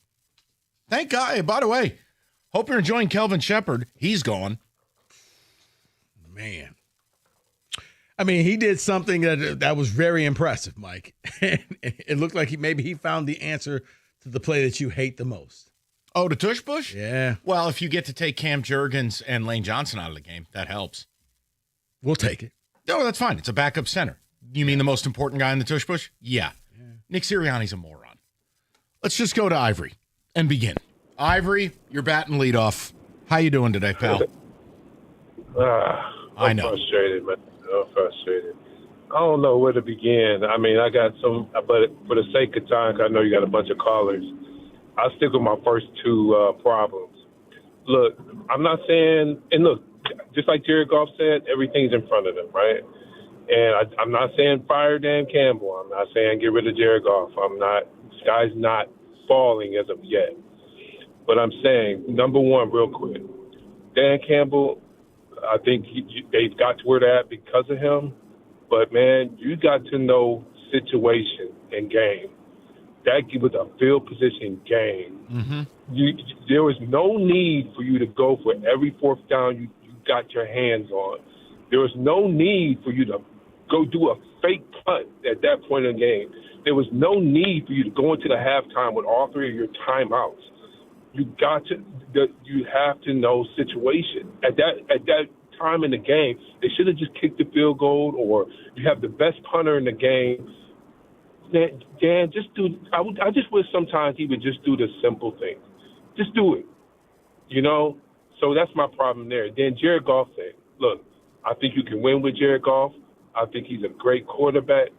But over the last couple of years, it's really been bubbling in me that his inability to reset the pocket when things get hot because of that O-line is not what it's been over the last years, and Frank Ragnar's retirement has really hurt them. His inability to evade the pocket and kind of – I'm not saying you got to be Lamar Jackson or any Cam Newton, but his inability to just get out the pocket, reset the pocket, or move around and not be a statue in the pocket behind the offensive line this year that is somewhat pretty much a mess is a problem for them. Because just like you said, the defenses that they have played that worth anything have destroyed that defensive line. I mean, that offensive line. Yeah. And that's a trend for me coming up with these good teams. With Jared Goff, he cannot handle pressure. No, and listen, look, it's okay to just say it the way it is, Ivory. You can win a Super Bowl with Jared Goff, but it has to be a very particular way. And that includes, it's a minimum, he needs an elite offensive line that will protect him. Yes. And a running game to complement him. Because if you move him off of his spot, it's very similar to Tom Brady. As great as Tom Brady was, how did my Giants beat him? Multiply. Yep. It's not about sacking him. Just make him move his spot. And he doesn't react well to it. That's just what it is. And this line isn't good enough. Not even that, Mike. Even the mobile QB and like Patrick Mahomes, when the Bucs went in there and they just basically went after him, and he never got comfortable during that game. Last night you saw, Jared Goff having to scramble on the run, thinking about passes. Like, he got sped up. He overthrew passes, underthrew. Like, he just didn't look like that guy that you see here at Ford Field, which, as you like to say, flow charts back to why that game was so important, because you don't want to play in Green Bay. I like how this flow chart thing is taken on a life of its own. It has. You don't want to play in Green Bay. You don't want to play back in Philly. And like it or not, I know what you're going to say, Mike. You don't want to have to go and play in Seattle if you have to. I respect the point you're making. My thoughts of Sam Darnold aside. And look, this team's building a little bit of a resume. They're not very good away from home. Mm-hmm. Let's go to Nick, 97.1. Nick, what's going on? Or excuse me, we'll go to Terrell. I apologize. Terrell, how you doing, buddy? What's going on, guys? You tell me. Hey, so listen, I listened to the first half of the morning show, all of Doug and Carson. I'm with you guys. Yes, Dan's been gambling as usual. Yes, Jay's been underthrowing gloves, blah, blah, blah, blah, blah. However, no one said this. They did coverage to Amon-Ra the entire night and on arguably the best corner in the league. So why not say, hey, they got this guy locked down. Test the new number one. You're the first read. And then we're going to go into the fourth quarter. I'm saying this is after halftime because that's when I figured it out. Fourth quarter, all right, Raymond, you're the number one for the fourth quarter. Now we're taking pressure because obviously pass rush got to Goff. He didn't have time to read through the second, third. Yeah, but here's your problem. Terrell, like an example, you saw the Eagles. Corners were traveling with receivers, specifically a guy like Cooper DeJean who plays the slot. When Amon-Ra was going in motion, they weren't switching. He was traveling with him. The second thing, they took the pressure off of Amon-Ra. Look, there were some guys who had opportunities, but due to pressure, due to inaccuracies, they couldn't do it. I mean, Jahmyr Gibbs is a receiver. He had a 100-yard receiving game last night. Some of their biggest plays. I think what hurt you last night is going to continue to hurt you because personally, I'm not reporting this. This is just how I feel today. I don't think Sam Laporta is coming back. And I think the Laporta issue in the middle of the field, that's not a one-week thing. Not the solution nor the pain. They're going to have to develop something. Now, look, Terrell, what I would say, without any sarcasm, if there were ever a time, now that you're down a very serious weapon, for your 3 third-round picks on a not necessary wide receiver, if there were ever a time for that player to enter the chat, it's the next 7 games. It has to be Tesla season. I don't want to hear about Khalif Raymond. God bless him. But that's not a serious solution there. And beyond J-Mo, Amon-Ra, it's getting a little thin out there. And if we can't run as much 2 tight end because no one respects the tight ends you have now. Yeah, nobody's respecting Brock Wright. And that's not a shot at Brock It's Wright. not. It's just reality. So, again, it's punch, counterpunch. The Lions have plenty of opportunities now to counterpunch. They're not going to get the heavyweight crown. You're 3 games out of that 1 seed with 7 to go. Hey, if Philly falls off a cliff, we'll have a different discussion in a month, but I don't expect that. Like I said, quick math is you have to go 6-1, and I think they got to go 3-4 at least. I don't see that happening. No, that's the point. And again, I think the Lions are going to get some wins. You got the Giants on the schedule. What are you kidding me? There's one. Well, you know Campbell doesn't lose 2 in a row. No, and he won't lose this week. But I just I think don't know, they're man. You got famous Jameis. Yeah. Real blessing. 248-539-9797. We'll get with the people coming up next. 97.1.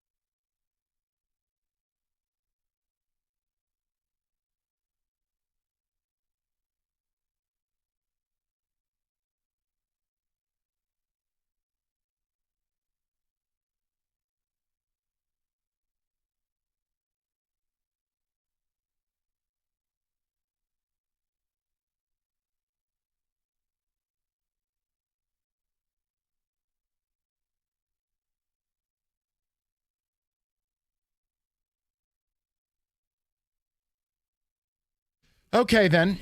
We'll check in on Ticketex first time today. That was Jared Goff. Yeah, I know.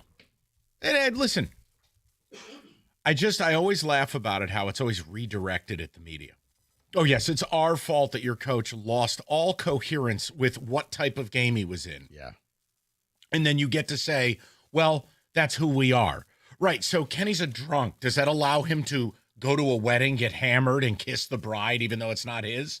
Well, it's who he is. No. Recognize time and place. Yeah, you don't get all the glory if you don't want all the smoke. And last night you got smoked. Oh, and it's not anyone, like no one's asking them to become a conservative team. I would tell them, though, it is trending that when you play good defenses, you need to be more of a defensive team because this offense isn't last year's offense. No, you don't have to be a conservative team, Mike. You know what you need to be? A team that can adapt and read the room and understand what's going on. Correct. And if it's bad weather, you know what? Maybe we need to, if the wind is blowing a certain direction, we got to score all our points when we have the wind to our back. And when we don't, we got to play conservative. You didn't do that. It was like, we're going to be the Lions and you're going to see it's going to work. Well, we saw it didn't work. And we saw you squandered opportunity after opportunity after opportunity. Even when Philly tried to put you back into the game, you still couldn't take advantage of it. David? Who is to blame for that loss? Well, Goff. You can't play like that and expect a win under pressure and cannot extend plays with his feet. Yeah, but again, it's a two-way street. You know the deal you've made with Jared Goff. If you can't protect him, he will falter. And please do not cite blitz statistics. Facing the blitz is not the same as facing pressure. Blitzes are blitzes. The result of those blitzes is not factored into that equation in that statistic. Pressures, he was 1 for 14 under the gun. If you think he's going to stand in there, get sawed in half, and perform at a high level, he's not that guy. Guess who else isn't that guy? Justin Herbert. He went 8 of 15 yesterday for 73 yards against the Jags. Why? They couldn't protect him. Want to throw Justin Herbert in the garbage? Please don't make me act like I'm Mrs. Goff and I have to defend this guy. But I don't know. I'm just making a point. Like, I'm not married to this cat. But, like, I'm not going to allow him to be slandered. All of a sudden today, like, it's whiz-bang pow, some shocker that he can't run a 4.2 40. That's not who he is. And that's okay. It's perfectly okay. But he's in the classification of quarterbacks, Rico. The O-line has to be at a very high level. And right now, I don't think anybody in that O-line room would tell you they're playing at a high level. Go ahead, David. I'm tired of hearing those statements from Campbell after every loss. The we will be better. The we got to clean this up. They haven't cleaned anything up since week 1. It's a joke. Well, again, what would you like him to say? The team's horse bleep? They're 6-4. They're not 2-8. And there are things that can be cleaned up. There are small things that if you buy Jared Goff that extra half a second, that extra beat, some of those balls get completed. And again, outside, cold, wind. That's never been a Goff situation. That's the reason I didn't think they were winning this game is this is a bad setup. And it's also, look, to Rico's point, this is something I think you can zoom out. I know, nobody wants to make fun of God. But we have to talk about this for a second. One team prioritizes the D-line, and the other one farts in its face. And I again, your 4-man pass rush, nowhere. Aiden's big splash play was against a tight end. You go to Philly, look at the war daddies they got up front, and that's a front that lost Milton Williams to a $110 million deal. They lost Josh Sweat, who has 10 sacks. But they have this interior grouping where you look at Jalen Carter and Jordan Davis, those are non-negotiables. Yeah. Each knocked down with 6 passes last night, changed the game. Goff couldn't get the ball. I mean, he probably had receivers open. They just batted the ball down, including the one that got tipped for an interception. And then on top of that, they didn't make a trade and bring in Jalen Phillips, who adds to that defensive line, where you had a general manager who said, we got 8. Why do you need more than 1? Look, ultimately, that ain't me. He said that. Defense is going to be just fine. It's this offensive line is the heartbeat of this team. The combination of the loss of Frank Ragnow and Zeitler and a new coordinator who's not the coordinator or play caller anymore, I think that's where it resides. It's easy to blame the quarterback. It's like blaming the goalie in hockey. Then you actually look at the shots and you go, well, he faced 17 odd man rushes. I don't know what you want him to do. Right. Because I would say, well, I know a lot of people are angry at Goff, and I think everybody who says Goff is not mobile enough is going to pick up the phone and call today. The guy you should be blaming is the head coach and that game plan that he came out with. Because if he can take all the praise against the hapless Commanders, he can take all of this because his game plan, when he all of a sudden had plays that would work, and then he would go. Don't worry. Come Sunday, everyone's going to be touching their gobbler after they bomb the Giants. Happy Thanksgiving. Here you go. Both hands on your gobbler because, gobble, gobble, gobble. You're going to put up 70 against the Giants. And all these Lions fans, it's just going to be a boner festival. And it's like, no, haven't you learned yet? Those games don't even matter. They don't matter. Win those games. That's fine. The stats don't impress me. You're beating up children in wheelchairs. Great. Want to take a paintball gun to the children's hospital while you're at it? You're not some tough guy. Like those teams are hapless. It's what you do against Philly and Green Bay and Kansas City and the Ram game. That's what matters when you want to be a Super Bowl team. Period. Last night was a test, and you failed that test. Now you'll try again in a couple of weeks. Look, the game that would get me to cross the Rainbow Bridge where I start to deeply think different of this team to where I go from, listen, they're still an 11-win team. They're still a playoff team. And I don't think anyone's going to be excited to play them. I don't know that they're a Super Bowl team, but they're good. My opinion would materially change if they lose Thanksgiving Day. You lose that Packer game, then we're going to have a different conversation. Because that Packer team, Rico, they're broken. Hey, ready for this? You know how many drops the Packers had yesterday? A lot. 9. Jordan Love had 11 incompletions. 9 were drops. Their running game is fugazi. And they somehow allowed the Giants to possess the football for 36 minutes. You can't name 4 Giants, not name Jameis. Because we have nobody. They're not healthy. So the Packers are busted. Anything other than a win Thanksgiving Day, I'm sorry. We would have to have a different conversation. Packers are busted, Mike, but they're going to bring the defense, and we saw what happened when Minnesota brought defense. I know. They'll beat the Packers. They have to beat the Packers. If they don't beat the Packers. Here's what you don't want, okay? And we're a ways away from this. I don't think you want to go into the final week in Chicago and have that game mean something for you. Because that's where. Weather. Yeah. Ben Johnson and weather. Good luck. Look, the Bears are a fun story. You got to look at who they've beaten. Mm-hmm. Pull it up. Go ahead. No, Mike, I have. Because Bear fans, they've got their hands all over their gobbler. The point is, it's just their quarterback's not a ginger. He also ain't any good. All right, 248-539-9797. We will keep it timely and respectful. Guys, I'll get to everybody. We'll go as fast as we can. We'll get to as many calls as we can. Let me take care of some business first, though, okay? Football season. Don't just show up on game day. If you're a Spartan, don't show up at all. Moran Buick GMC right now, 26 GMC Elevation. Crew cab starting at $199 a month. You can drive home from the latest Jonathan Smith disaster in a Buick Envista starting at $279 a month. Actually, $279 a month is what we actually paid for our defensive line. Inventory rolls in daily, including you got Denali's. Oh, David liked that one. It's simple. Moran certified service. You get it at MoranExpress.com. They're on Telegraph, just north of Eureka and Taylor, or online anytime. MoranExpress.com. It's Moran Buick GMC. We are professional grade.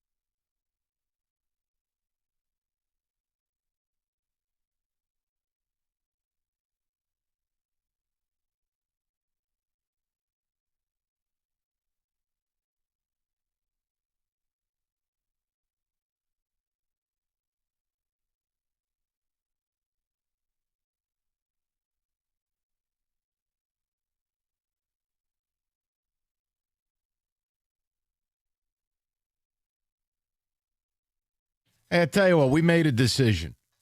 We're going to punt on football today. I want to get to you, the caller. Rico does too. It's just there's passion. There's a lot to talk about. We'll get to football today later. Go to Nick and Shelby. Let's keep it rolling. Nick, what's going on, buddy? Hey, guys. Crappy Monday morning, but the facts are we are who we are. And like you've been talking all morning, I just don't understand some guys ripping Goff. I just don't know if they know football. They don't. Like this whole thing started with, losing Ragnow and losing Zettler. And to me, to give away those assets for Tesla, I mean, rumor is he just can't get open. He can't cause separation. That's why he's not playing. That's a problem. But if you look at the 3 games we lost against top quality, we're averaging 14 points a game. That's not going to change. We cannot run the ball. We can't pass protect. I mean, we are a average to below average offensive line, if not for Penny Sewell. And that's the facts. And, the whole thing with having Goff here, let's be real, it's basically you have to have a great offensive line. Everything comes off play action. You got to be able to run the football. And if we can't run the football, we're an average football team. We're going to beat the poor teams, but we cannot beat the good teams. And like last night, just terrible coaching. I love Dan Campbell, but that was this is something I talked about Friday, and I talked about it last night before the game with Cookies on the football show. It's the same thing, Nick. Look, I'm happy Dan Campbell's calling plays because I couldn't really get with the John Morton stuff, but there's a learning curve to it.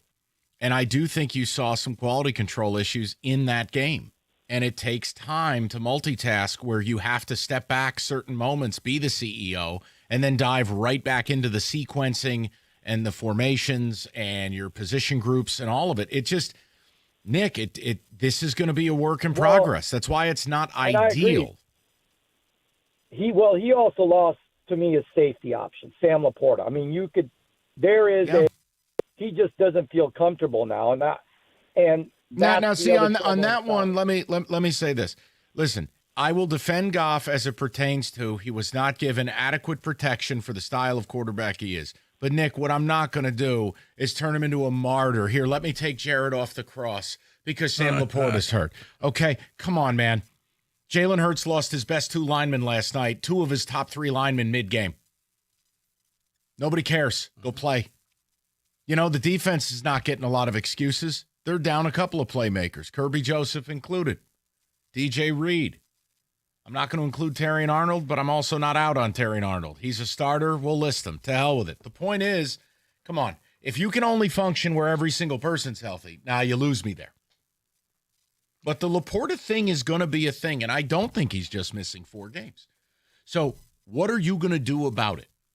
Well, the Tesla thing is an angle. You could double down on the run game. But ultimately, you're short on options. Because, Rico, we talked about, they don't have a veteran receiver. It was Tesla or nothing. Khalif Raymond is a trinket player. He's a once-a-game deep shot guy who they no longer take deep shots to. And basically feels punts. Yeah, now again, do you want to tell me over the last 7 games Gibbs is going to catch 25, 30 passes? You want to elevate him to be more of that type of guy? I don't know. That's their job. No, but see, I think that last night, their best plays were when they got him and J-Mo in space, let them use their speed. And I was just like, why don't we go back to more of those? Gibbs plays? is quick because it's backfield and you're leveraging the sideline, right? It's you, V player, who can get the edge faster. The J-Mo stuff requires time. This is what people don't want to hear. Like that J-Mo crossing route. Or Amon-Ra had one where he motioned towards the formation. And it's a legal traffic play, if you will, where DeJean basically collided with his guy and Amon-Ra ends up coming open. But that takes time. Those deep crossing routes where J-Mo's speed plays, if the O-line's not capable of blocking it, Dan has to stop calling it. That's the problem. You're going to limit. Hey, you're a State fan. You should know. You're going to limit your playbook when you can't protect your quarterback. Is that why? Let's go to Mike, 97.1. Mike, how you doing, boss? Hey, how you guys doing today? Good, Mike. What's up? I got here and I was ready to go all full pledge. It was all the coach. It was all Campbell. But as I just figured that was my anger. Let me get rational. I figure I break it down. 25% was Goff and the coach. You have to own it. Goff came out saying, "Hey, he got more rain. He can do this. He can do that." Now you got to own it. You could have checked for something else. Hey, your old line is not doing well. You have to do something. Hey, coach, this ain't working. Let's do something else. Dan did his best Ryan Day impression. We're going to bully you. We're going to bully you. Hey, guess what? Those was two grown ass men on the other side of that ball, and they showed you early. You should have known better, Dan. You played close to the line of scrimmage. You know when you're outmatched. You know when you have to switch. And the other 75% is definitely on Brad Holmes. I found myself saying multiple times last night, damn, if we'd have had Phillips, that would have been a touchdown to St. Brown. That would have been the first down. And that's how I break it down. Most of it, Brad Holmes has to own that. Yeah, listen. I mean, Mike, this is the folly of it. We try to have fun with it.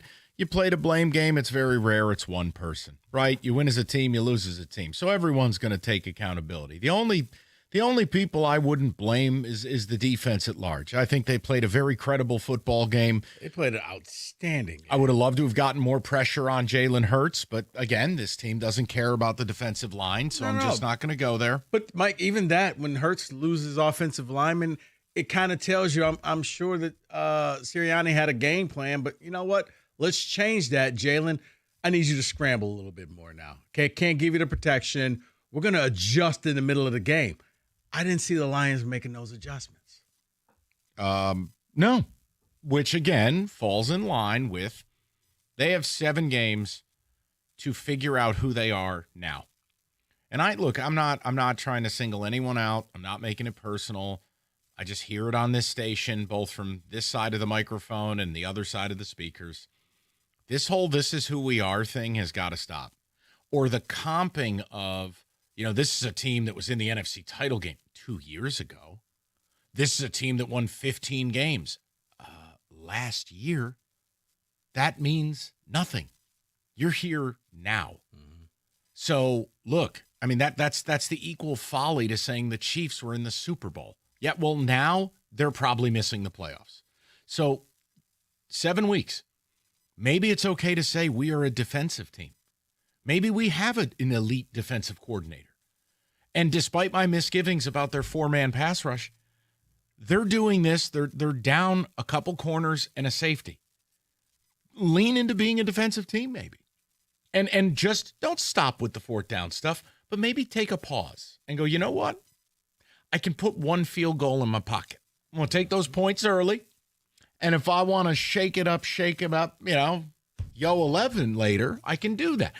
That's the whole process. Every team's its own adventure. Mm-hmm. Or is that blasphemy in this town? And people are going to be like, you can't say that. You always go for it. Dan Campbell's always right. It's grit and it's toughness, and that's what we are. And I'm like, no, okay. Take the points, as you said, early in the game. How about this? When it affords you the luxury that later on, if you want to gamble, you can for trying to win the game rather than constantly playing catch up. Because once you start missing out on all those 4th down plays, especially the ones where you were like a yard or 2 away from the goal line, and then you turn the ball back over, those are the ones you regret.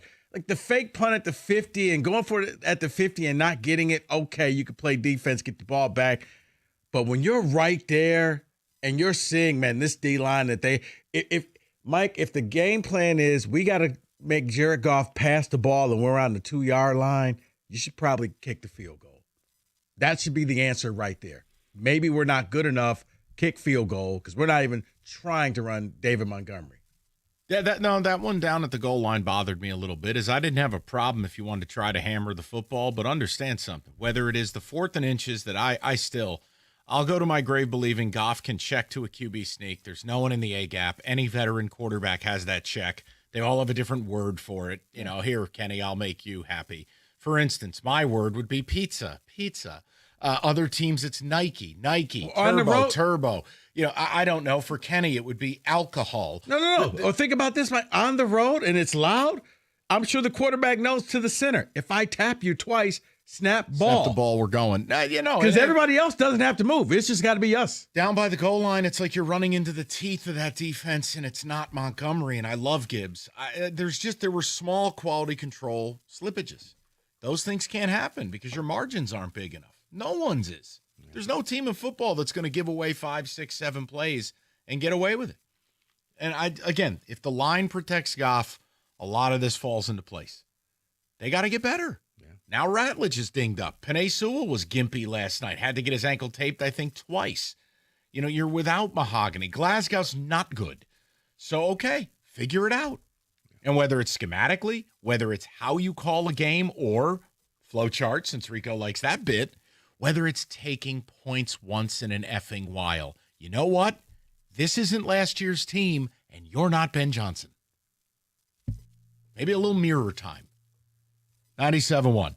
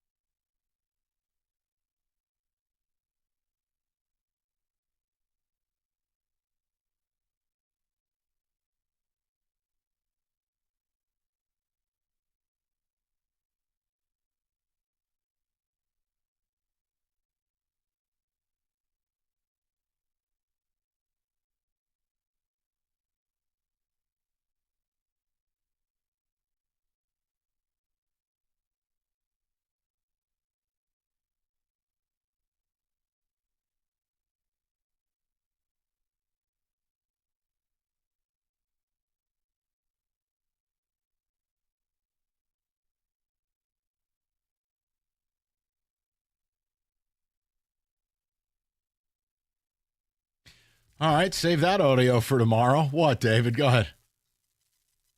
I need this scuba soccer to end. I can't take this, man. Well, luckily the Lions have got that covered for a couple of days. If you're just joining, it's really simple. Who do you blame? And what did last night say about your team? The one thing I think Rico and I are definitely aligned on, no one is going to write this team off. I'm not doing that. I don't think that's fair. The only thing I've written you off from, you're not going to be the 1 seed, which means you're not getting the bye and you're not going to have home field. And do I think last night is indicative of what a road playoff game will look like in certain environments? Yes.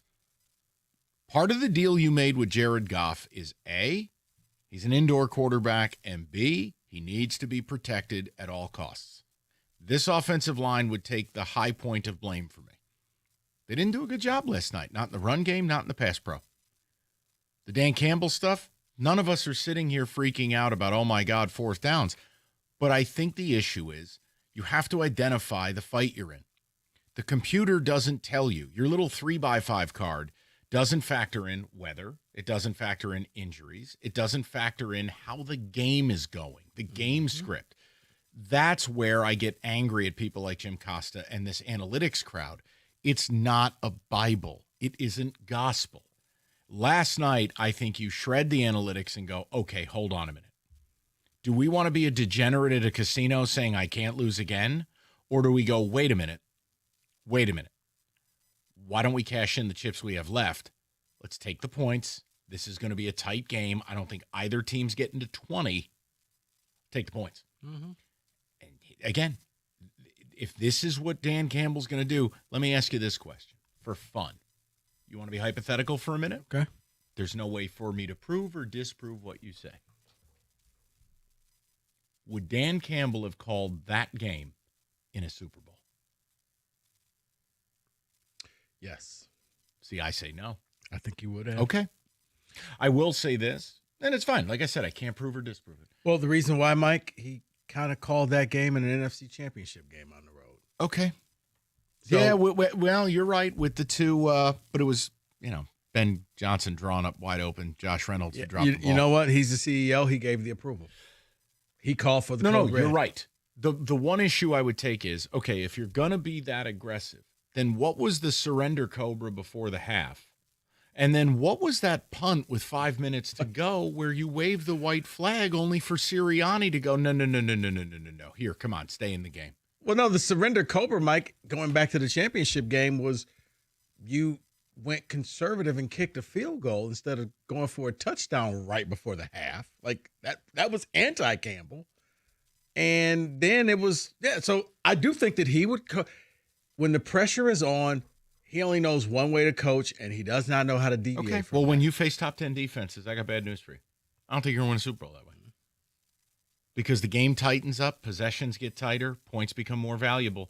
And if you are going to put your season on 3 plays and 3 4th down, look, even I could hear your voice watching that game last night, which was both sensual and creepy. But it was the idea of a couple of these 3rd down calls, they weren't trying to get the 1st down.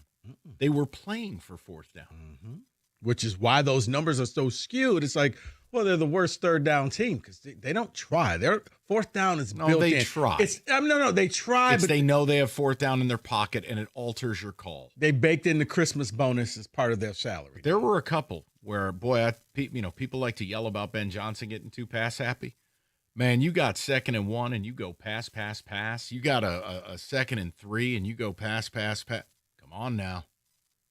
What are we doing here? I get one as a play action, and then you could take it and go deep. But at some point, just you weren't going deep in that weather last night. No. Goff doesn't have that kind of arm.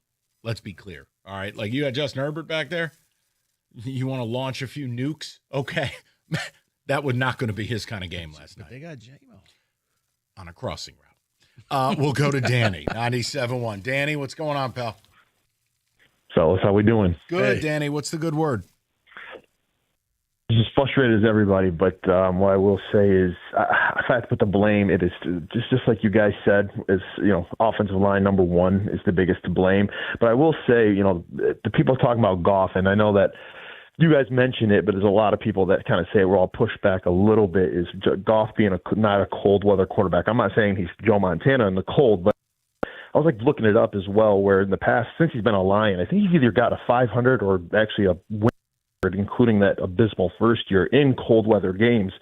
And it's to me, it's more so of the O-line holding up, because as you're saying, you can't expect the guy when he can't get set and wait for those routes to develop. So the O-line was just so frustrating. But what I will put on passes, you know he is coming.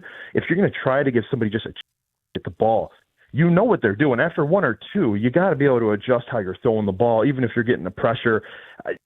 When you have batted passes that lead to interceptions, just like the Adam. But here's your issue. Here's part of your issue is, again, do